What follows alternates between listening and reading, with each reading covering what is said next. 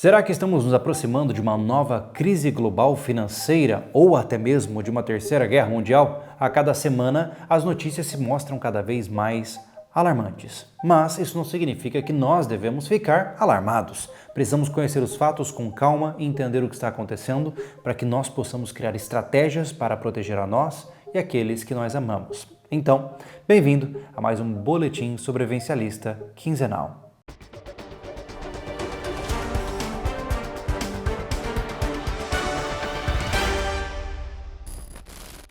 Olá, sobrevivencialista, eu sou o Júlio Lobo, muito bom estar com você aqui hoje. Vamos lá direto para as notícias, porque temos muita coisa para cobrir no dia de hoje.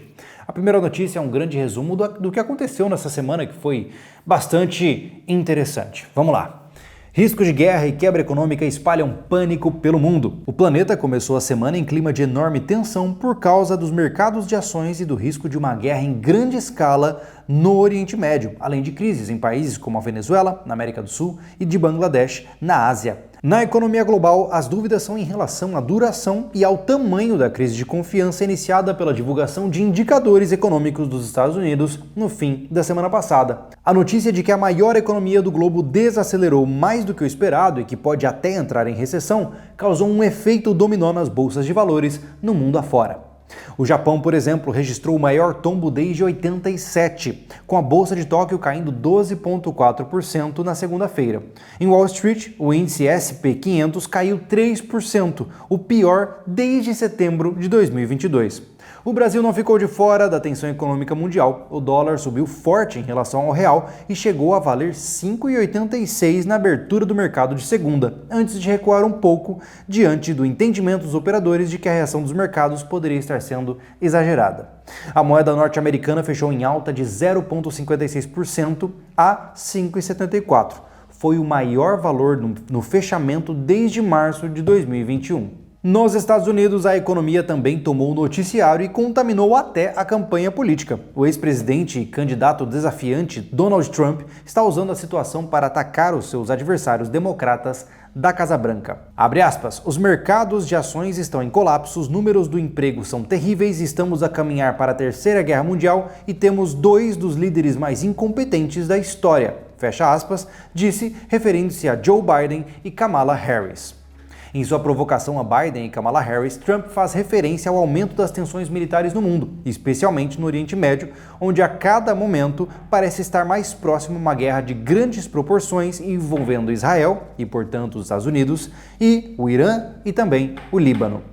A situação ganhou pressão na região desde as notícias das mortes dos líderes importantes do Hamas e do Hezbollah em ações militares de Israel dentro do território de países vizinhos. Na segunda, o Alto Comissário das Nações Unidas para os Direitos Humanos, Volker Turk, apelou a todas as partes para desescalar urgentemente o que se tornou uma situação muito precária. Diante do risco de bombardeios, países como Brasil, Estados Unidos, Inglaterra e França já emitiram comunicados urgentes pedindo a seus cidadãos que deixem o Líbano imediatamente. Para além de guerras que já foram normalizadas pela comunidade internacional, como a da Rússia contra a Ucrânia, mais focos de conflito estão pipocando. Em Bangladesh, por exemplo, a primeira-ministra Sheikh Hasina renunciou e fugiu do país na segunda, enquanto uma multidão invadia a residência oficial e militares tomavam o poder. Para que a gente possa entender melhor esses comportamentos que vão lentamente parecendo serem catalisados e ganhando força, a gente tem que entender um pouquinho do comportamento de massa a nível global da espécie humana. Parece-me que todos nós, você talvez possa sentir isso, é como se estivéssemos na borda de algo ruim. É como se estivéssemos com o estado mental de uma pré-crise que está se aproximando. E se você sente isso, entenda que não é só você. Isso também vai ser transpassado de pessoa para pessoa e o que acontece é que o mundo inteiro está com esta sensação de que estamos na borda de talvez uma grande guerra. Isso impacta a economia, impacta o desenvolvimento, impacta grande parte de tudo que existe em nossas vidas. Então, nós temos que estar cientes de que este sistema comportamental mais coletivo de pensar que algo ruim está para acontecer pode catalisar eventos negativos. Ainda dentro dessa linha, vamos agora entender um pouco melhor o que está acontecendo no Oriente Médio e, pasme, a interferência ali dos Estados Unidos e da Rússia. Olha só, Hezbollah ataca Israel. Rússia e Estados Unidos tentam evitar a escalada na região. O Hezbollah lançou uma bateria de drones contra o território israelense nesta terça-feira, dia 6, ferindo 5 pessoas nas cidades do norte do país. Os líderes do grupo armado que atua no Líbano deixam claro que esse é mais um ato de apoio aos palestinos na faixa de Gaza e não uma resposta direta à morte de um comandante do Hezbollah causada por um bombardeio israelense em Beirute na semana passada.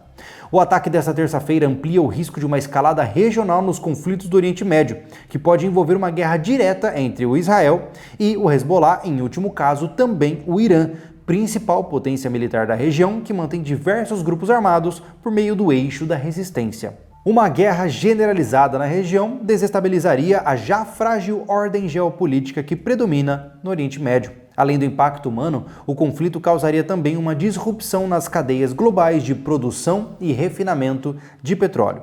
Para tentar evitar esse risco, duas potências com mais influência na região passaram a pressionar o Irã e Israel a limitar seus ataques de maneira que evitem a escalada da violência. Os Estados Unidos, que não têm relação diplomáticas com o Irã, instou outros países através dos canais diplomáticos a dizerem a Teherã que a ampliação da violência no Oriente Médio não é do seu interesse.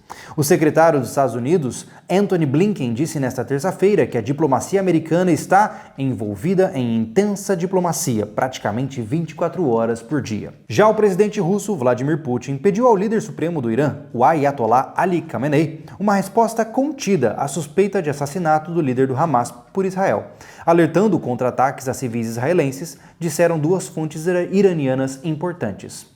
Bom, como você pode observar, perceba que a cada vez nós temos focos diferentes de atenção. O que acontece, voltando ao que eu falei anteriormente, é que esse estado de pré-crise, essa escalada de conflitos, vai ganhando tração. Entenda que, ao longo da história humana, é muito raro você ver conflitos desescalando em uma escala cronológica maior. Geralmente, quando essas faíscas começam, elas são uma constante subida com pequenas retrações, onde uma nação tende a esperar um pouco mais ou avançar um pouco mais e assim consecutivamente, mas o ponto é que, uma vez que essas faíscas começam, elas têm a tendência a apenas intensificar com a passagem do tempo. Oi pessoal, tudo bom? Hoje eu vim aqui trazer a dica de uma isca de fogo. Na verdade eu acho que é a mãe das iscas de fogo, o tecido carbonizado. O que você precisa para fazer esse tecido carbonizado? Você precisa de uma latinha, né? Tem gente que usa aquelas latinhas de Altoides. Eu vou usar essa daqui de Mentos, que ela é bem selada também. Tecido, algodão, né? 100% algodão. E o que você faz? Você faz um furo. Pode dar uma batida com a faca que seja, né? E aí você já precisa de uma fogueira, porque você tem o fogo ali já e vai fazer isca para depois, né? Então, para emergência, vai pegar aqui, coloca o tecido dentro da lata, fecha e vai colocar no centro aqui do calor. Tentar não me queimar aqui e vai deixar aqui.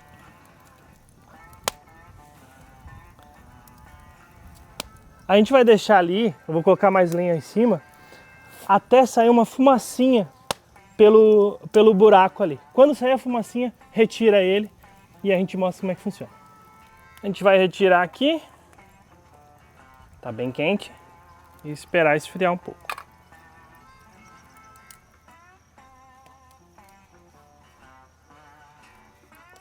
Olha como ele fica bem pretinho. Aqui qualquer faísca dá uma brasa agora. Vamos pro teste. Você vai perceber que apenas a faísca já serve para criar brasa. Olha. Você viu que eu tô com uma pederneira de uma pulseira de paracorde. Mais simples impossível. Tá? E você já tem aí ó, uma isca perfeita. Bitcoin sobe após pânico, mas ainda está em perigo, dizem analistas. O pânico global dos mercados, provocado pelo risco de recessão nos Estados Unidos, pela queda das bolsas asiáticas e pelas tensões no Oriente Médio, respingou forte na indústria das criptomoedas. O setor encolheu 288 bilhões na segunda-feira, perdendo 13% da capitalização, segundo a plataforma CoinGecko. Foi o maior declínio desde o dia de janeiro de 2022. Após chegar a atingir 49 mil dólares brevemente na manhã de segunda-feira, o Bitcoin foi a perto de 55 mil após o fechamento das bolsas de ações mundo afora. Na manhã de terça-feira, o ativo é negociado a 55.235 dólares. No entanto, segundo Ana de Matos, analista técnica e trader parceira da Ripple, há espaço para mais queda no curto prazo. Abre aspas, devemos considerar a possibilidade de o preço corrigir ainda mais, mas isso não significa que o preço atual não esteja interessante para fazer o DCA, estratégia que envolve a compra regular de um ativo pensando no longo prazo, disse ela. No momento em que estou gravando este vídeo, estamos em 55.921 como valor de dólares para o Bitcoin. Então há uma flutuação muito grande envolvida nesse mercado, que obviamente todos aqueles que estão mergulhados nele reconhecem a um longo período. Mas olha só que interessante. O que a gente pode esperar a longo prazo? Apesar dos recuos, os players do setor cripto não acham que o cenário negativo deve ser mantido no longo prazo, especialmente por causa da expectativa de cortes de juros nos Estados Unidos e da corrida eleitoral do país. Aqui no Sobrevivencialismo a gente já trouxe vários tutoriais diferentes, tanto dentro da área do Bitcoin como em outras áreas também. Já ensinamos desde como você transformar ouro em uma matéria quase que irreconhecível para você poder ocultar o seu ouro de uma maneira adequada, como também como comprar Bitcoin de uma forma adequada. A gente fez alguns podcasts, eu vou deixar aqui embaixo para você conhecer, tanto ensinando um pouco sobre Bitcoins, como também ensinando um pouco sobre reservas de valor. E por que eu estou falando de reservas de valor? Bom, porque como você sabe, este boletim aqui é trazido pela Morgantes Metais, uma empresa que é focada em negociar ativos financeiros. Inclusive, nós aprendemos nesse último podcast que a prata e o ouro não são reservas de valores, são proteções patrimoniais. E cabe a você conhecer um pouco mais desse conteúdo, que eu vou deixar linkado aqui na descrição. Mas enfim, se você é um cara que já está com as suas finanças relativamente orientadas, com a sua teia de investimentos diversificada, não se esqueça que uma das áreas mais importantes para você guardar também parte do seu dinheiro é em metais preciosos. Historicamente falando, a prata e o ouro sempre estiveram presentes na história humana como ativos de valor. Por isso, fique à vontade para conhecer a Morgantes Metais. Os caras vendem lâminas de prata de vários tipos. Você pode comprar até mesmo barras de prata, lâminas de 1 grama, 5 gramas, 10 gramas, moedas. Há uma variação enorme de produtos que você pode escolher ali e tenha certeza absoluta de que são produtos de alta pureza e com certificação também a partir de determinada quantidade de gramas que você comprar. Pois bem, então por conta de tudo isso, não se esqueça também de, além de acessar o site da Morgantes, quando você for comprar a sua primeira compra teste lá, que seja, compra 1 grama só para ver como é que é, vai lá e coloca o SV5, que é o nosso cupom de desconto que te dá 5% de desconto na sua primeira compra para que você possa experimentar esse mundo de metais preciosos. Pois bem, muito obrigado Morgantes por oferecer o seu apoio ao boletim Sobrevivencialista e vamos para a próxima notícia. Instagram sob pressão. Autoridades turcas fazem reunião após bloqueio da plataforma. O ministro turco dos Transportes e Infraestrutura, Uraloglu, explicou que o bloqueio do Instagram foi devido a políticas implementadas no contexto de crimes de conteúdo, embora não tenha dado maiores detalhes. Na semana anterior, houve uma reunião com os responsáveis pela plataforma em que foram expressas sensibilidades em relação ao respeito pelas leis da República da Turquia. A decisão de encerrar o acesso ao Instagram foi anunciada na manhã da sexta-feira passada pela Autoridade Turca de Tecnologia da Informação e Comunicação, BTK, sem explicação. No entanto, a suspeita de censura surgiu após críticas do diretor de comunicações da presidência turca, o Fahrettin Altun. Ele alegou que a plataforma impedia as pessoas de publicarem mensagens de condolências ao líder do Hamas, Ismail Haniyeh.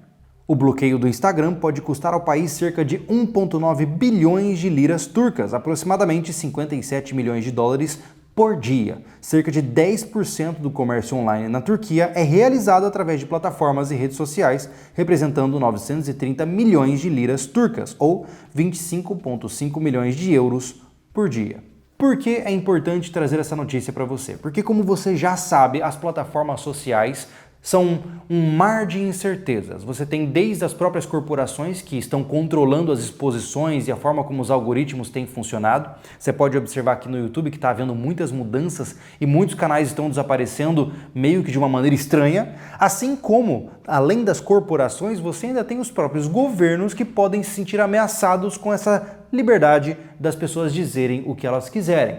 Isso significa que do dia para a noite você pode ficar sem acesso às suas plataformas. Por isso, lembre-se que um bom sobrevivencialista cria registros físicos. verdadeiramente ocultáveis do acesso estatal e do acesso de grandes corporações. Então, meu caro, lembre-se, não coloque toda a sua história de vida, suas fotos, as suas gravações apenas no Instagram. Imprima isso, salve isso em mídias físicas. Se você tem arquivos, possibilidades de diferentes conteúdos que você espalhou em diferentes plataformas, lembre-se de fazer um esforço de trazer isso para mídias sólidas, para que se em algum momento esse acesso desaparecer, você não perde aquilo que você construiu ao longo de muitos anos de conhecimento e de memórias familiares também. A dica da semana vai ser um pouco diferente. A gente geralmente fala aqui de equipamentos de sobrevivência e de preparação, mas uma das formas mais importantes de estar preparado na sua casa é de você ter uma ferramenta com você. Isso significa, meu amigo, que se você não tem nenhuma oficina hoje, não tem uma maletinha de ferramentas, a primeira ferramenta que você tem que ter é uma parafusadeira. Caso você não conheça, aqui eu estou falando para aqueles que realmente não fazem parte do mundo da construção e nunca mexeram com isso. A parafusadeira ela tem esse nome porque, obviamente, o objetivo dela é parafusar parafusos. Mas a grande sacada de uma parafusadeira é que ela é uma ferramenta de entrada muito barata. Você pode comprá-la você tem uma gama de preços muito diferentes de acordo com as linhas. Essa aqui é uma linha profissional, mas você tem linhas dos mais variados tipos, desde as de entrada até as mais complexas. O que vai variar nesse tipo de equipamento é a potência dela, para que ela tenha mais força para empurrar, por exemplo, um parafuso onde você precisa que ele entre, e também a robustez do equipamento.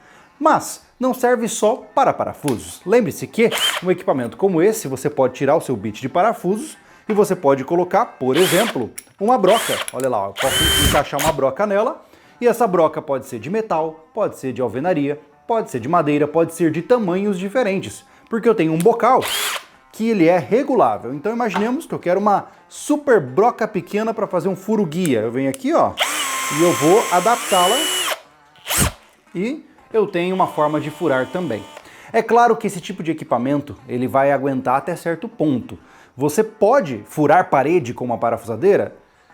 Pode, depende muito da parafusadeira, algumas não vão aguentar o tranco e grande parte delas não vai conseguir furar se você encontrar uma coluna ou um ferro no caminho, certo? Para isso você precisa de uma furadeira.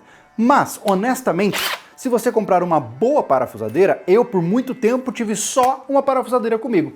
E por conta dela eu conseguia montar armário, montar prateleira, fazer furos na parede convencional de reboco. Então talvez essa seja uma primeira ferramenta para você que não tem nada na sua casa e que precisa começar a ter alguma versatilidade para fazer os seus reparos domésticos. Devo lembrar que o legal é você pegar a bateria, porque aí você tira a bateria e carrega. Se você tiver um trabalho longo, você coloca outra bateria para poder utilizar enquanto a outra carrega e assim consecutivamente. Então tá aí, se você não conhecia esta ferramenta, agora você conhece e já sabe por onde começar talvez a sua linha de ferramentas elétricas na sua casa. Pois bem, temos notícias muito interessantes na área da meteorologia também. Então vamos agora conhecer um pouquinho do conteúdo da Conexão Geoclima, que traz a previsão do tempo para essa semana aqui no Boletim. Olá, sobrevivencialistas! Vamos ver então aí rapidinho como é que fica a previsão do tempo. Vou contar para vocês que tem muita novidade vindo por aí para algumas regiões. Algumas permanecerão como estão. Então vamos dar uma olhadinha. Para começo de conversa, a gente vê aqui no mapa de precipitações, isto é, mapa de chuvas esperadas, que nos próximos dias algumas regiões que estavam muito secas voltam aí a ter alguma condição para chuva. Isso é, o oeste do Mato Grosso do Sul, o estado do Paraná, estado de São Paulo, litoral norte, Baixada Santista, estado do Rio de Janeiro também volta a ter aí alguma precipitação. O estado do Rio Grande do Sul, que já vinha registrando chuva, permanece aí na próxima quinta-feira, sexta-feira, pelo menos até sábado, alguma previsão aí de chuva para o estado gaúcho, bem como Santa Catarina. Mas à medida que a massa de ar polar, que vem chegando aí, que a gente já vai falar, vai pressionando essa frente fria para norte, essa chuva tende aí a se dissipar e o tempo tende aí a se estabilizar, tá certo, pessoal? E para a gente conversar um pouquinho sobre a massa de ar polar que está vindo aí, é importante ressaltar que vai ser uma massa de ar polar continental, talvez a mais forte aí desta temporada até então. Isso para todo o Brasil central. Me refiro regiões do Mato Grosso do Sul, São Paulo, Goiás, oeste do Mato Grosso e até mesmo 2 estados do norte, 3 para ser mais exato, porque isso envolve o sul do Amazonas também, além do Acre e Rondônia, devem esperar quedas nas temperaturas, isto é, friagem. Essa massa de ar polar deve empurrar ar frio até mesmo ao norte do país. E no Rio Grande do Sul, Santa Catarina e Paraná, esses valores serão extremamente baixos, as temperaturas tendem a ficar negativas durante as manhãs e também em partes do Mato Grosso do Sul e do estado de São Paulo, tá certo? Também no quesito chuvas, saindo agora um pouquinho mais para a região Nordeste, no quesito de chuvas, a gente só deve esperar aí na faixa leste, mesmo locais de sempre, porque a maritimidade infiltra e isso acaba ocasionando chuva. Isso é, leste da Bahia, toda a região aqui de Salvador, Recôncavo Baiano, enfim, Sergipe, Pernambuco, Rio Grande do Norte, toda essa região do litoral deve aí esperar alguma condição para chuva. E também o extremo norte do Brasil, isto é, os estados de Roraima e Amapá, e também ali a região norte do estado do Pará e Amazonas, que devem registrar chuva também, além do sul do Brasil e todas as regiões mencionadas anteriormente. E o grande destaque, a grande novidade para este evento aí que vem aí a ocorrer no próximo fim de semana é a neve. Sim, teremos previsão de neve, até 2 centímetros, como vocês podem ver aqui nos modelos americanos, que emitiram até o presente momento, quando a gente está gravando essa previsão, emitiram aí uma possibilidade de neve na Serra Catarinense de até 2 centímetros de acúmulo e também na Serra Gaúcha com até meio centímetro, de meio a 1 centímetro aí de acúmulo de neve. E isto válido para a madrugada entre sexta e sábado, tá certo, pessoal? Então essa foi a previsão do tempo. Se agasalhem, porque no Dia dos Pais, principalmente, deverá ser bem frio em grande parte do centro-sul do Brasil. É isso, pessoal. Se você quiser se aprofundar mais no nosso conteúdo, é só seguir o @Conexão Geoclima e dar uma olhadinha aí nas publicações e previsões que são feitas por lá. Grande abraço a todos. O WhatsApp é utilizado para ameaçar Venezuela, diz Maduro. O presidente da Venezuela, Nicolás Maduro, disse na segunda-feira, 5 de agosto, que o WhatsApp está sendo usado para ameaçar o país. Ele afirmou que vai desinstalar o aplicativo de mensagens e passar a usar o Telegram, desenvolvido na Rússia, e o WeChat, da China.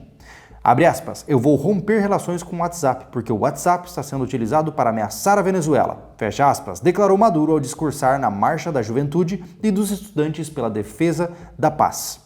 Novamente ele diz, eu vou deletar o WhatsApp do meu telefone para sempre. Pouco a pouco, vou passando meus contatos para o Telegram e para o WeChat, completou. O presidente venezuelano disse ser necessário eliminar o WhatsApp da Venezuela, pois o aplicativo é usado por criminosos que ameaçam a juventude e líderes populares. Essas ameaças, segundo eles, viriam de telefones baseados em países como Colômbia, Estados Unidos, Peru e Chile, locais em que, como ele diz, covardes se escondem por trás do anonimato. Entenda que, eu já falei isso aqui antes, a internet veio para dar voz a todas as pessoas. Obviamente, isso bagunçou um pouco os sistemas funcionais que nós temos operando nos nossos países por aqui. E quanto maior a propensão totalitária de um país, quanto maior a intenção de poder de um país, mais ele vai se esforçar para quebrar essa liberdade que a internet trouxe para o cidadão convencional. Por isso, novamente, não durma no ponto. Busque anonimato, busque sobrevivência digital. Os tempos atuais andam complexos e se você vacilar, cara, você vai ser pego de rasteira. Pois bem, essas foram as notícias do nosso boletim quinzenal do sobrevivencialismo. Muita coisa ficou de fora. Honestamente, tem muita coisa que acontece que eu confesso que eu não tenho muito saco para conversar com vocês. Especialmente quando se trata de Brasil, é só você entrar na aba de notícias lá do Google, das notícias do Brasil, só tem política e a grande parte parece novelinha. Eu não tenho paciência para esse teatro, eu não tenho paciência para esse tipo de enrolation que a gente vive por aqui. Então eu sinto muito se eu não agrado vocês por não trazer as notícias desse gênero, tá? Simplesmente elas não me tocam e eu acho que elas são uma perda de tempo. Então, espero que essas notícias de panorama mais amplo possam ter trazido uma percepção maior para você e a gente se vê num próximo Boletim Sobrevivencialista. Confira os links na descrição, se inscreva, deixe sua curtida, o canal tá precisando da sua força, a gente precisa do seu apoio, não se esqueça de deixar seu like que ajuda muito a gente e a gente se vê no próximo vídeo. Eu sou o Júlio Lobo e esteja preparado.